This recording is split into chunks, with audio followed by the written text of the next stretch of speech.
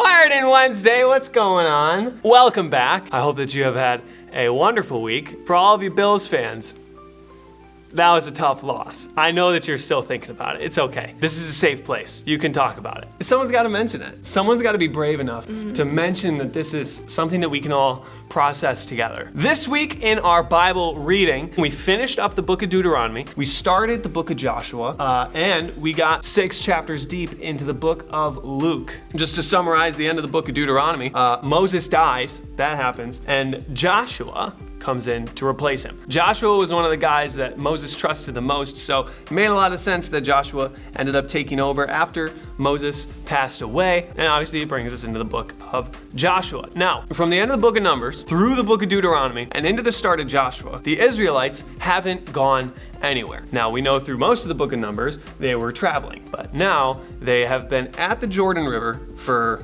I don't know, a while, about a book and a half's worth. So here in the book of Joshua, we're gonna see a little bit more movement, finally. Obviously, the first step to that is crossing over the Jordan River. Now, what you should know about the Jordan River is that it is not the Jordan Creek. Crossing a river is super dangerous. It's super difficult, and making sure everybody stays safe on their way over is not easy. So, this takes us to the end of Joshua chapter 3. In verse 14, so it was when the people set out from their camp to cross over the Jordan River with the priests bearing the Ark of the Covenant before the people.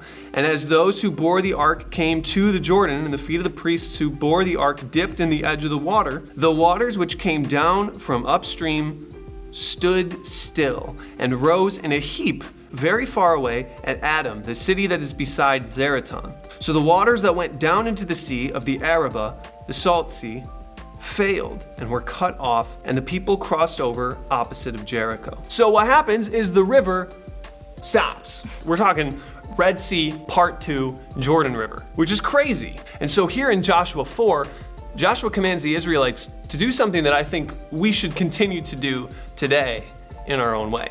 So Joshua 4, 1 through 9. And it came to pass when all the people had completely crossed over the Jordan that the Lord spoke to Joshua, saying, Take for yourselves 12 men from the people, 1 man from every tribe, and command them, saying, Take for yourselves 12 stones from here out of the midst of the Jordan, from the place where the priest's feet stood firm. You shall carry them over with you and leave them in the lodging place where you lodge tonight. Then Joshua called the 12 men whom he had appointed from the children of Israel, 1 man from every tribe. And Joshua said to them, Cross over before the ark of the Lord your God into the midst of the Jordan, and each one of you take up a stone on his shoulder, according to the number of the tribes of the children of Israel, that this may be a sign among you when your children ask in time to come, saying, What do those stones mean to you? Then you shall answer them that the waters of the Jordan were cut off before the ark of the covenant of the Lord, when it crossed over the Jordan. The waters of the Jordan were cut off, and these stones shall be for a memorial to the children of Israel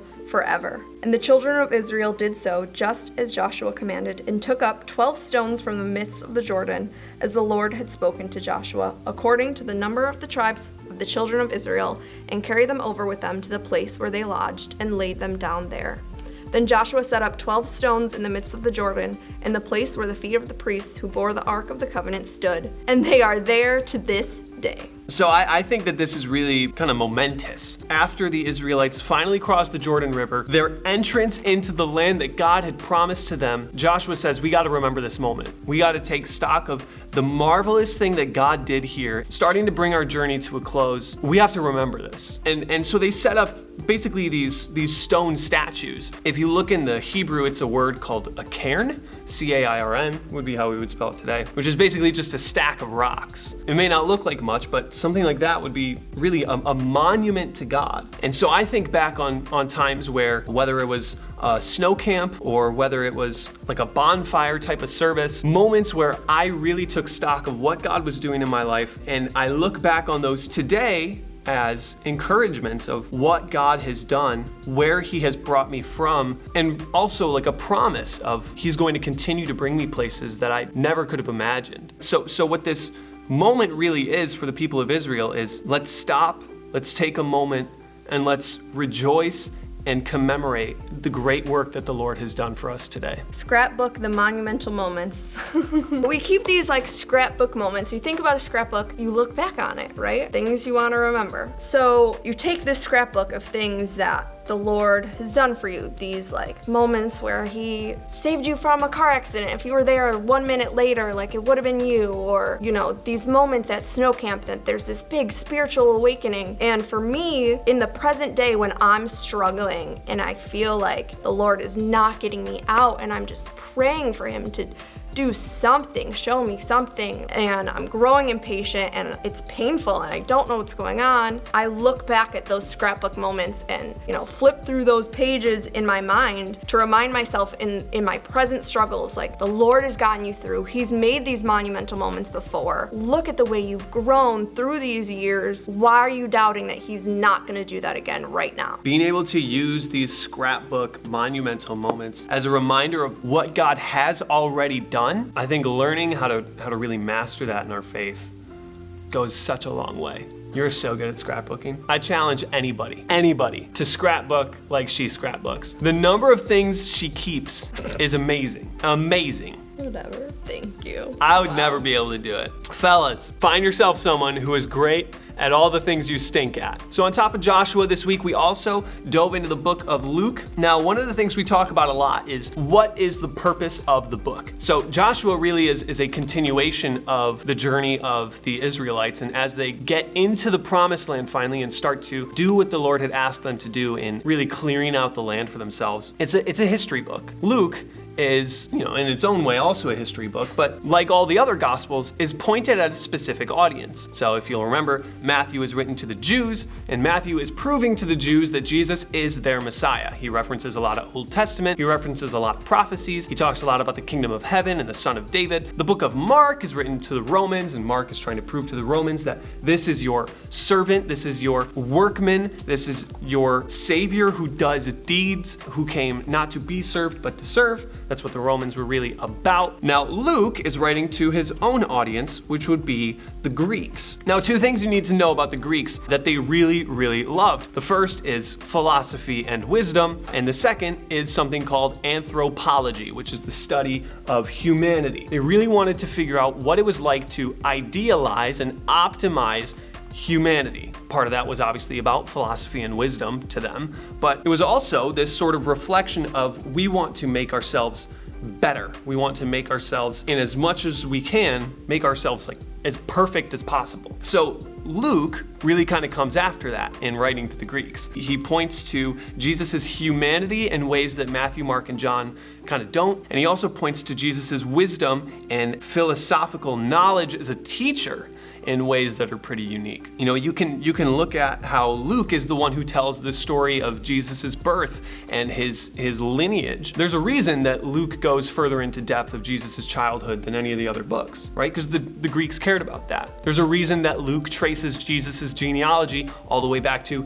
Adam, who, I don't know if you know this, big piece of trivia, Adam was the first human. So Jesus' humanity is really on display in the book of Luke, as well as his wisdom, his philosophical knowledge, the way of life that he teaches. And I think in chapter 6, we see a really, really clear example of that, of Jesus proving his knowledge, proving his wisdom, proving his ability to challenge the beliefs of the time and make them better. His ability to debate, because the Greeks loved debate, challenging ideas of philosophy. When we get into the book of Acts, which Luke also wrote to the Greeks, we see Paul in cities like Athens openly challenging other Greek philosophers and teachers about life, things beyond themselves, philosophical things, openly debating ideas and concepts. So in Luke, you always see Jesus debating with the Pharisees, challenging the beliefs of the Pharisees, proving that the Pharisees' ideas and traditions and teachings aren't well-founded. But Jesus' ideas,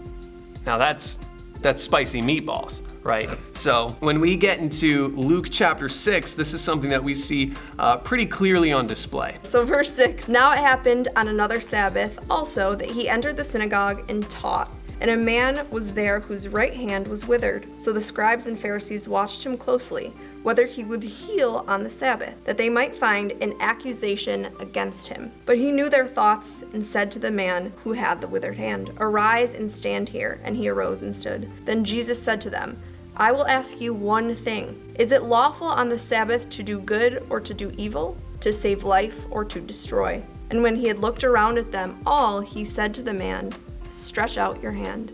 And he did so, and his hand was restored as whole as the other. But they were filled with rage and discussed with one another what they might do to Jesus. Couple things you should notice, right? The first is that Jesus is in the synagogue teaching. That's explanatory in its own way, that Jesus was smart enough and knowledgeable enough to be teaching in an open forum, something that the Greeks really appreciated. But then he challenges their wild beliefs, right? Now, the Greeks don't have a concept of the Sabbath. They don't really have anything comparable in that way, but obviously the Sabbath is very important to the Jews. So in discussing the healing on the Sabbath, this might seem to an outside observer like me or to you that healing on the Sabbath, if you have the opportunity to, would make a lot of sense. These Pharisees, thinking that that's a bad thing to do, are waiting for Jesus to make a move so that they can make an accusation against him. Jesus, knowing their hearts, obviously knows that that's the case. So verses 9 and 10 are sick. Jesus says, "I will ask you one thing," challenges the Pharisees, right? "I will ask you one thing.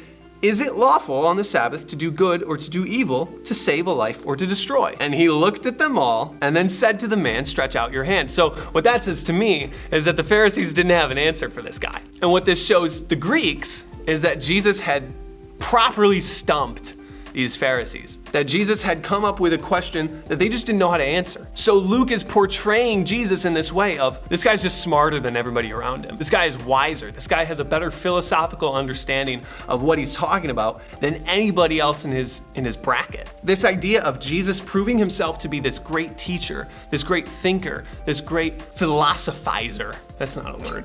I think the word is really just philosopher.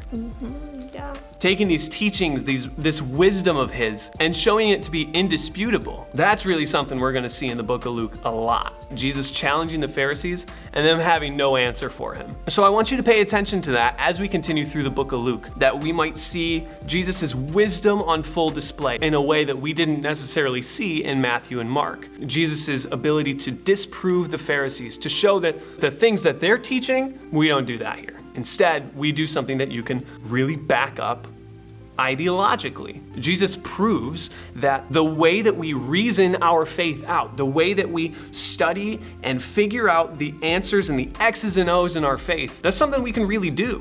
And that's something that we really should do. It's a way that we can prove the strength and the integrity of our faith. Luke is sick. A lot of parables in Luke, a lot of places where Jesus shuts down the Pharisees with facts and logic. I'm all about it. The philosophy nerd in me loves Luke. I'm thinking about if this was today and Jesus is walking around, there ain't no way I'm watching him just to be like, just to accuse him? Yeah. What? There's no way. Just watching him and waiting for him to slip up. There's gotta be something better you could do with your time. What if a cop pulled Jesus over? Maybe he had a broken headlight and they were like, "Hey, you should get this fixed." And then he says to them, "No, you should get this fixed in your heart." And then the cop goes away just in shambles. Jesus drives home. I feel like that's in play. I don't know. Maybe that's heresy.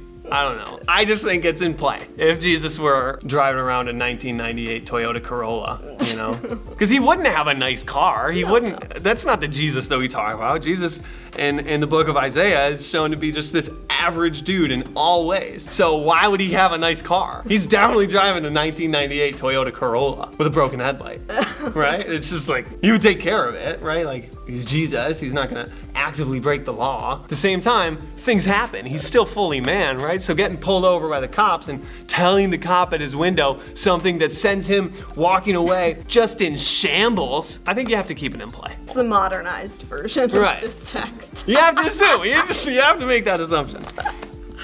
Maybe you don't have to make that assumption. Maybe that's my fault. But I'm going to stick to it. This is not an area of our faith where we should be divided, because ultimately, it doesn't matter. But with that, I think that's all we got this week. Make sure you stick up with the readings. Next week, we're going to be sticking in the book of Luke. We'll be in chapters 7 through 11. We're going to actually finish the book of Joshua this week and get into Judges chapter 9. Judges is a crazy book. We'll talk more about the purpose of that once we get to next week's video. Keep your eyes on December 2nd. That's a Wednesday. That's when we're finally going to be getting back. But that's all we got for today. Send them home, babe. Until then, stay healthy. Bang!